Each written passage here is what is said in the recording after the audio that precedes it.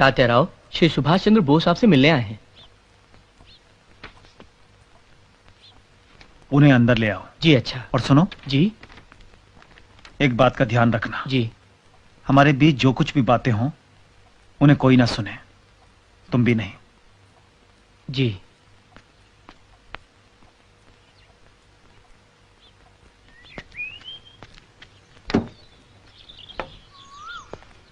नमस्कार, आइए। नमस्कार। नमस्कार। नमस्कार। आप कैसे हैं? अच्छा हूं, आइए।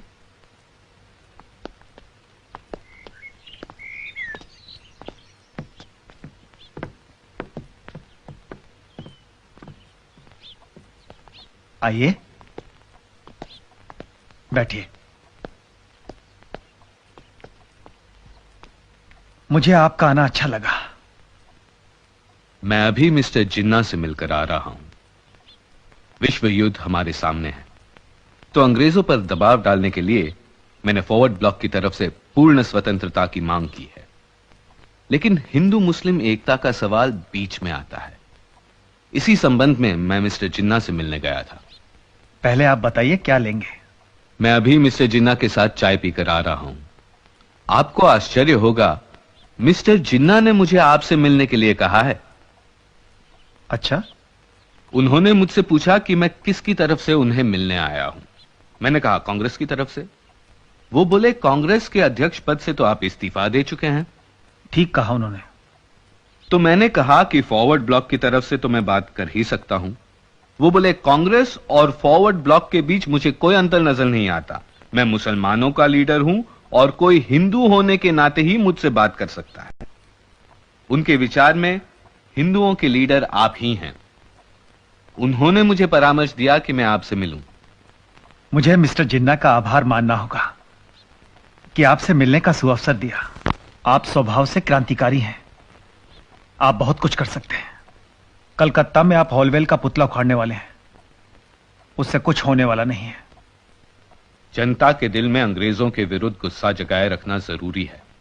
इस आंदोलन के बहाने सरकार आपको जेल में डाल सकती है, और इस समय आपका जेल में रहना देश हित में नहीं है। ठहरिए जरा।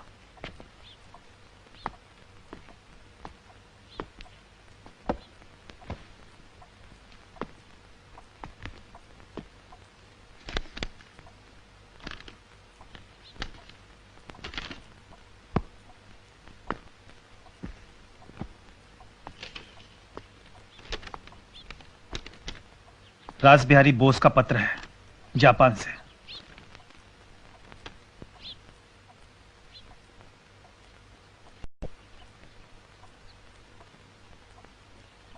विचित्र बात है, आपको पत्र लिखते हैं? उनकी बातें आपको अच्छी नहीं लगी? पहले विश्व युद्ध में भी अंग्रेजों के शत्रुओं ने हमारी मदद की थी, मगर हमें सफलता नहीं मिली। इस बार, हां इस बार यदि हम चाहें तो सफल हो सकते हैं। और अब आपको पता चला होगा कि मैं हिंदू युवकों से सेना में भर्ती होने के लिए क्यों कहता हूं। यही क्रांति का रास्ता है।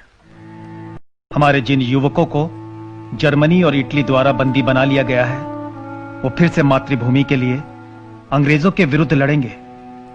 जिन अंग्रेजों ने 100 बरस पहले हमसे हमारे शस्त्र छीन लिए थे, आज वही अंग्रेज हमें शस्त्र देने के लिए तैयार है। इसीलिए मैं इतने वर्षों से हिंदू युवकों से कहता आ रहा हूं, सेना में जाइए, बंदूक उठाइए।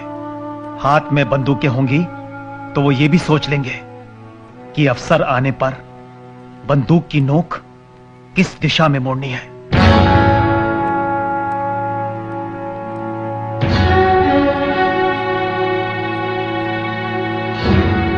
आपने चिट्ठी में पढ़ लिया है कि जापान भी युद्ध में कूदने के लिए तैयार है। रास बिहारी बोस विधिवत रूप से सेना का संगठन करना चाहते हैं।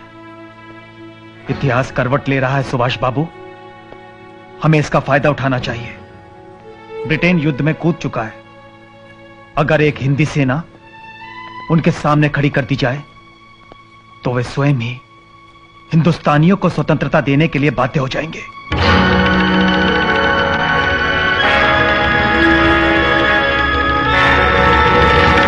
अब हमें एक नए चक्रव्यूह का